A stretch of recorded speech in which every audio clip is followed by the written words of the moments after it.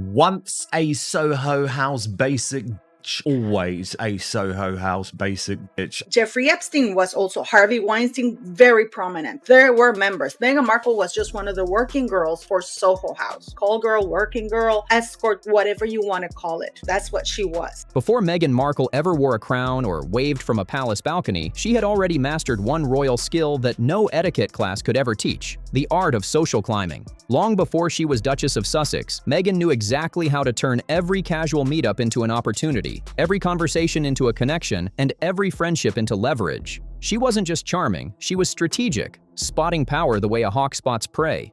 Forget those dusty palace rules and curtsies. Meghan's real throne was built on ambition, charm, and precision. While others played polite, she played smart, slipping into elite circles one invite at a time. And through it all, there was one constant figure by her side: Markus Anderson, the man the tabloids now whisper about as her social architect. Meghan has always had this very, very strange fascination with Soho House, very much this weird obsession with it. They say behind every royal headline, there's a mastermind, and Markus fit that role perfectly.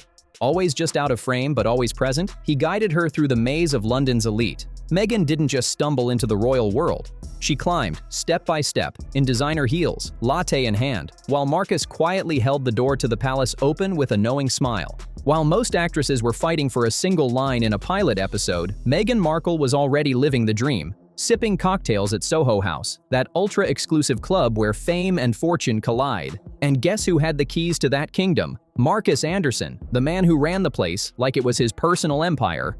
Meghan wasn't just rubbing elbows with Hollywood hopefuls, she was brushing shoulders with the elite, acting like she'd always belonged there. Some people call that ambition. Others call it laser-guided social climbing. Whatever you want to name it, one thing's for sure: Markus Anderson was always right there, orchestrating the next big move. Back in her early days, she was totally reliant on Soho House to pay for her travel, to pay for her accommodation. He was more than a friend, more than a connection. He was her insider, her gatekeeper, her silent strategist. For years, whispers swirled through royal corridors and Hollywood penthouses alike. But now, insiders say Markus has finally dropped hints about what really happened behind those velvet curtains, and it's shaking everything. Because behind Meghan's perfectly rehearsed smile and modern princess glow hides a story of obsession, control, and a friendship that might have gone way deeper than anyone dared to admit. And the part that Markus allegedly let slip? That's where things turn messy. Because before he ever crossed paths with Meghan Markle, Markus Anderson was already that guy, the one everyone wanted on their side. Everyone wanted to know the man who could turn a nobody into a somebody with just one perfectly timed introduction. Markus Anderson wasn't born into privilege. No royal blood, no trust fund, no last name that made doors swing open. He came from Ontario, Canada, with nothing but charm, instinct, and the kind of confidence that made powerful people stop and listen. This guy has been around all of the time. Isn't that suspicious to you? Because it is for me. It is something strange. He didn't need wealth because he had something far more dangerous: access. By the time Markus joined Soho House, that secret playground for the rich, famous, and restless, he had already built a reputation that stretched across continents. He wasn't just hosting parties, he was engineering connections. The room would buzz with politicians, A-list actors, tech millionaires, and heirs to fortunes, all tangled in the same web of champagne and secrets. And right in the middle of it all was Markus, gliding through the chaos like a king without a crown. Then came Meghan Markle. Beautiful, ambitious, and burning for more than Hollywood fame could give her. Fresh off Suits, she wasn't begging for attention, she was hunting opportunity. Without Markus Anderson, I hope to prove to you in this video that Meghan Markle wouldn't have the level of global fame that she enjoys now. And Markus saw it instantly. She wasn't just another actress trying to get a table. She had polish, strategy, and that unmistakable hunger for the next level. The moment they met, the game changed, for both of them.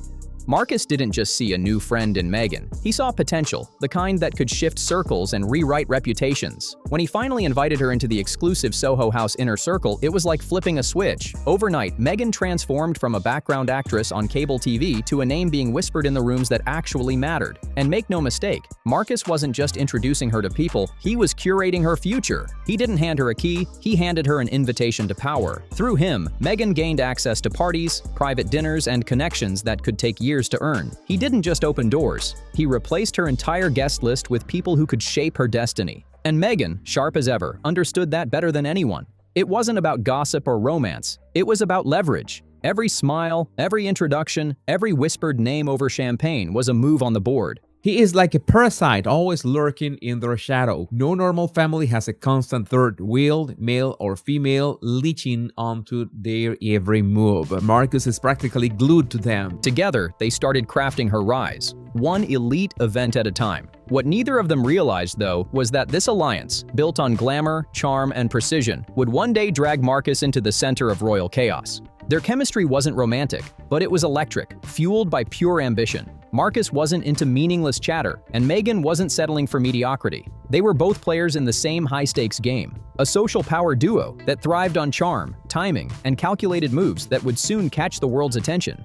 Markus started off at Soho House, London as a waiter, and he was a global membership director when he first met Meghan. Markus saw something in Meghan that almost everyone else missed, a rare blend of Hollywood sparkle and royal-level finesse. She wasn't just beautiful, she was articulate, composed, and always 5 steps ahead, flashing that flawless smile while silently calculating her next move. She knew how to charm a room without saying too much, and Markus recognized that kind of brilliance instantly. He was the man with the keys to every locked door, from private villas in the south of France to invitation-only dinners where billionaires and influencers whispered deals over crystal glasses. And when Meghan entered that orbit under his wing, the shift was immediate.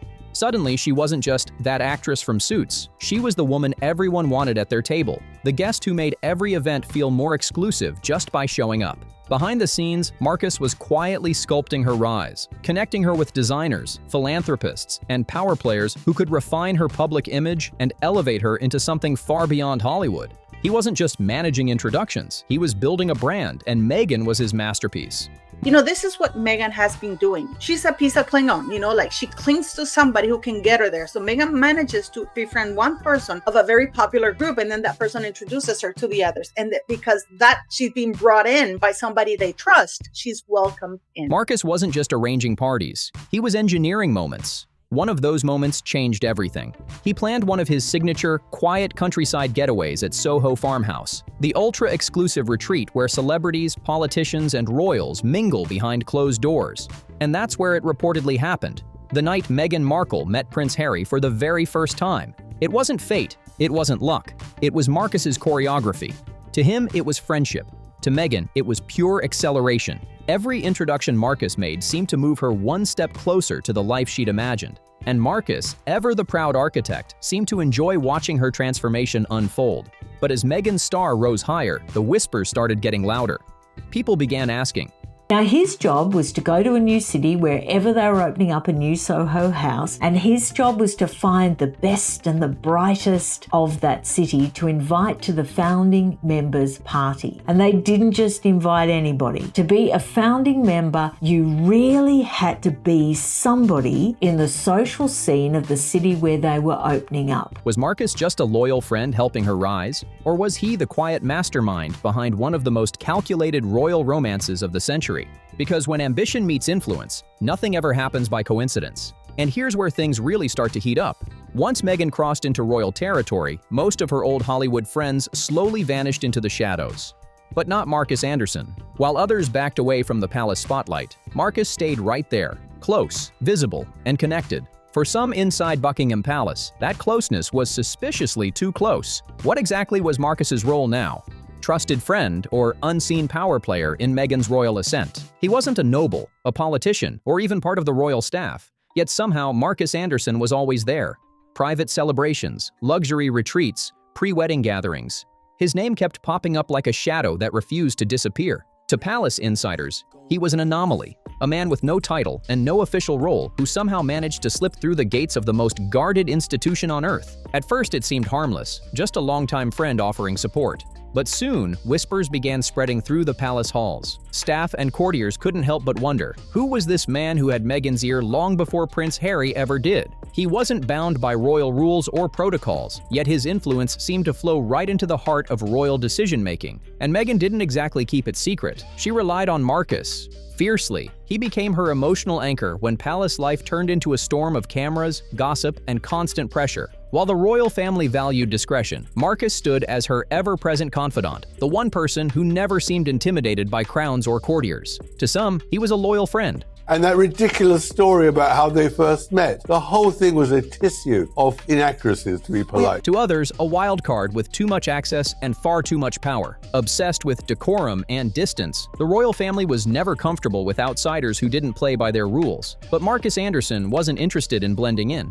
He brought something Meghan deeply craved: familiarity and loyalty. Around him, she could breathe, laugh, and drop the mask of royal perfection. Yet that same closeness made the palace uneasy. The royals lived by hierarchy and silence, while Markus walked in with Soho House charm, a phone full of celebrity contacts, and confidence that filled every room. It didn't take long before whispers turned into something far darker: speculation. Was Markus simply being a loyal friend, or was he still pulling strings behind the scenes, quietly shaping Meghan's every move? His constant presence, his blurred boundaries, his refusal to fade into the background, it all raised one forbidden question that no one in court dared to say out loud. How much power did this civilian really have over the Duchess? And that's when things started to shift. Because in a world ruled by secrecy and control, outsiders don't stay on the inside forever. It began innocently enough. A small, unnamed close source leaking a single fragment of conversation, allegedly tied to Markus Anderson.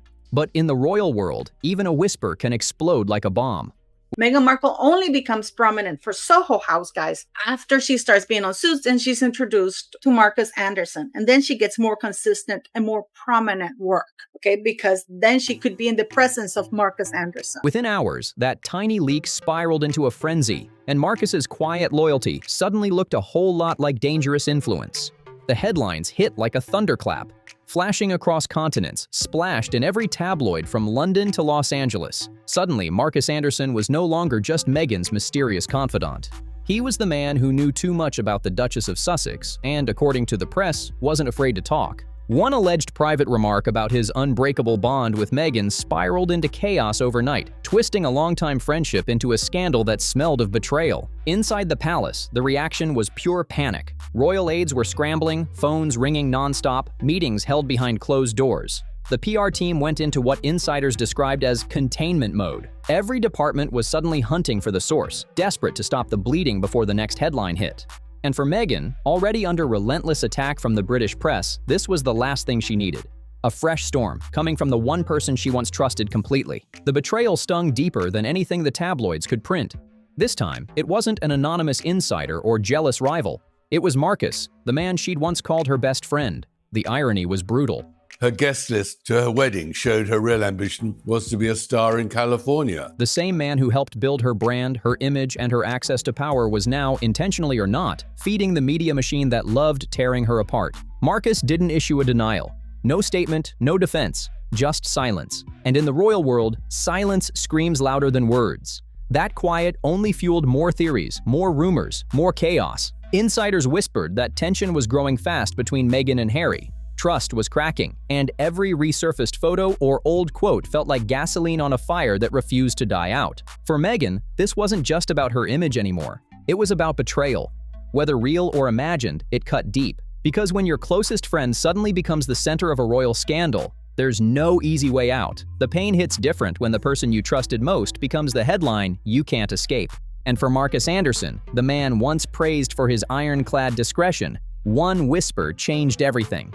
With a single leak, his reputation flipped overnight, from trusted confidant to dangerous liability. The royal circus went wild, tabloids practically foaming at the mouth. His name was everywhere, from London's coffee shops to Los Angeles gossip blogs. Old photos of him and Meghan, laughing at parties, traveling together, sharing private moments in public, resurfaced like buried treasure. Each image was torn apart, twisted, and reimagined into proof of something far deeper than friendship. The narrative spiraled out of control. Meghan became the manipulative duchess, Markus the secret keeper, and the monarchy the innocent bystander caught in the middle of a PR nightmare. Behind palace walls, though, things were far from polished. Sources claim senior aides launched what they called an unofficial containment operation. He is the perfect person to be a highly paid consultant now for Soho House because he never puts a foot wrong. He never says anything about anyone. Phones rang at odd hours, journalists were warned off, and damaging articles mysteriously disappeared. Meanwhile, Meghan's team worked overtime trying to humanize her image again, dropping soft, carefully worded statements about friendship, loyalty, and misplaced trust. But the damage was done. The world had already picked sides, and every headline made the story harder to bury. What started as a friendship built on access and ambition had now turned into one of the most explosive royal scandals in years, and the silence between Meghan and Markus spoke louder than any statement could ever fix. They tried to spin it as privacy, friendship, and misunderstanding, but stopping that storm was like trying to block a hurricane with an umbrella. Every clarification only added more fuel to the fire. Every official statement became another headline. For Meghan, the emotional toll was crushing. She'd already been branded as a royal disruptor, a rule breaker, and now her closest friend was being painted as her secret accomplice. Markus, on the other hand, disappeared completely. No interviews, no social media, no sightings, nothing. His silence, instead of calming the chaos, only made the world more obsessed. The tabloids twisted his absence into mystery, and that mystery became its own story. Behind palace doors, insiders whispered about what was really going on.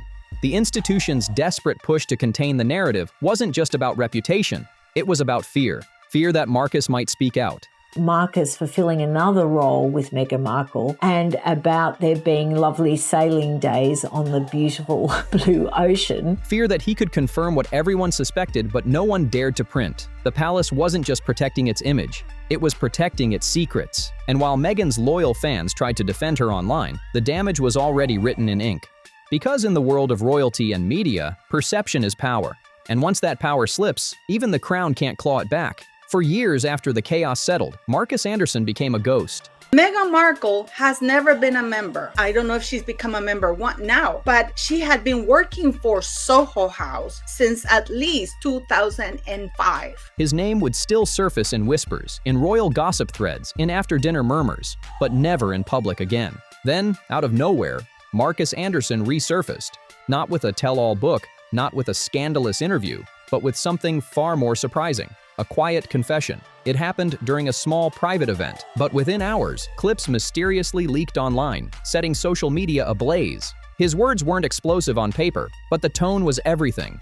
Calm, reflective, almost too measured, as if every syllable had been chosen with precision. Markus admitted he had stood by Meghan through every storm, through every headline and whisper, and in that same breath, he dropped something that stunned listeners, a subtle hint that much of what the public thought they knew was never the real story. He didn't deny their friendship, and he certainly didn't apologize for it. Instead, he painted Meghan as someone deeply misunderstood, yet fiercely determined to survive. It wasn't a defense speech. It was a truth bomb wrapped in elegance. Insiders immediately started decoding his every word. Some saw it as a quiet, graceful attempt to repair his image while protecting hers. Others weren't so convinced. They called it calculated damage control, a perfectly timed move to reset the narrative without reigniting the royal firestorm. Whatever it was, one thing was clear. Markus Anderson had just stepped back into the spotlight, and the world was listening. But that calm, polished statement did more than clear the air. It reopened every wound. People everywhere were asking the same question. Why now? After years of silence, why speak at all? The timing felt suspicious to many, sparking fresh speculation that Markus wanted to quietly distance himself before new rumors broke loose. Yet, beneath all the noise, one thing stood out: his restraint. He just wanted to land a rich man and make easy money. He didn't attack the royals. He didn't expose Meghan. He simply confirmed what few still believed possible: his loyalty, even after being dragged through one of the loudest royal scandals of the decade. To Meghan's critics, it looked like manipulation, a careful play to reclaim sympathy. To her defenders, it was proof of an unshakable friendship that had survived fire, fame, and betrayal. But to everyone else, it was a sharp reminder of just how dangerously tangled power, privacy, and ambition can become. Markus may not have betrayed Meghan, but his soft-spoken confession made one truth impossible to ignore. Their bond wasn't simple. It was layered, strategic, emotional, and far more complicated than anyone on the outside ever understood. Because sometimes, the real story isn't in what's confessed, it's in what's left unsaid. After Markus Anderson's quiet revelation, the chaos slowly began to settle. But the damage, it never fully healed. Meghan Markle, once the dazzling outsider who turned the monarchy upside down, found her world shrinking fast. The champagne brunches, secret countryside escapes, and glittering social circles that once defined her life vanished behind palace gates. In their place came rigid schedules, security details, and a small, heavily guarded inner circle built on selective trust. And Markus, the man who'd once been her ever-present shadow, slipped back into the private world he knew best. Out of the cameras, out of the chaos, right where he'd started. Quiet, untouchable, and forever tied to a royal story that refuses to fade. The media eventually moved on, but not before leaving scars that never truly faded. Meghan Markle was no longer just the Duchess of Sussex. She had become a symbol of ambition, controversy, and survival. Her name alone now carried weight, drama, and a kind of resilience that fascinated and divided the world in equal measure. As for Markus Anderson, he slipped back into mystery. The man who had been there since day one, the silent architect behind her rise, now lived in the shadows. He chose silence over spectacle, loyalty over exposure. He knows, and everybody all around the world, that you would want to know. The very rich, the very connected. Anybody who is anybody would be in Markus Anderson's little black book. And he's never betrayed a confidence. He's never made a slip. But that loyalty came at a cost. In hindsight, their friendship became a cautionary tale whispered in both royal circles and Hollywood backrooms. When you fly too close to power, even the truest connection starts to look like strategy. Markus never sold his story, never wrote a tell-all, never took the easy payday that the tabloids begged him to take. And yet, the world judged him anyway. Some called him manipulative. Others called him noble. But nobody really knew the truth. Meanwhile, Meghan pushed forward, determined to rebuild her image and reclaim her voice. She turned to her family, her inner circle, and new ventures designed to tell her version of the story. But deep down, she knew something fundamental had changed. Trust. That fragile currency of fame would never come easily again. Because behind every headline, every rumor, and every viral clip was one undeniable truth. In the royal world, loyalty always comes with a price. Royalty doesn't just test marriages, it tests friendships. When ambition, influence, and loyalty collide inside that unforgiving royal arena, someone always ends up paying the price. And for Meghan Markle and Markus Anderson, that price was their bond, the one thing that once made them unstoppable. There it is, the untold truth behind Meghan Markle and Markus Anderson's complicated friendship, a connection that began as a dazzling partnership built on trust, ambition, and shared vision. What started as two dreamers climbing together through London's elite circles eventually transformed into one of the most misread, dissected, and misunderstood relationships in modern royal history. Markus wasn't just a friend, he was a witness to Meghan's rise from Hollywood hopeful to Duchess under siege, to a woman caught between fame and freedom. His silence spoke louder than any interview ever could, and his loyalty proved that not all alliances in the royal orbit are built on self-interest. So this is way back in 2006. I wonder if Trevor ever knew about this. People can have double lives because look at these pictures could not be shown in the United States, all over North America, only in certain countries. And I don't think Trevor would even thought back then of going through a VPN and seeing where Meghan Markle is or what she's doing. But in a world obsessed with control and perception, even loyalty can look like betrayal. Because here's the harsh truth. In the royal ecosystem, loyalty always has a price tag. Meghan may have walked into the palace with confidence, poise, and that undeniable charm. But every crown casts a shadow, and sometimes those shadows know far more than they're ever allowed to reveal. Markus's story stands as a warning. The closer you stand to power, the brighter the light burns, and the faster it can turn you into its next casualty. If you thought this was shocking, just wait. What comes next in the Meghan and Harry saga will leave you absolutely speechless. Because the story doesn't end here. In fact, it's about to explode in ways nobody saw coming. In our previous deep dive, we exposed the chaotic aftermath of Prince Harry's discovery of Meghan's mysterious yacht connections, a revelation that flipped their marriage upside down and sent royal insiders into total panic mode. And guess what? The next chapter ties directly into everything you've just heard. Every connection, every leak, every whispered rumor. It all leads to one stunning twist that could change how we see the Sussex story forever. This is T-Torch, where we pull back the royal curtain and expose what really happens behind all that glamour and gold. So if you haven't already, hit that subscribe button, drop a comment with your thoughts below, and turn on notifications, because trust me, the next revelation is even wilder than this one. You won't want to miss it. See you in the next one.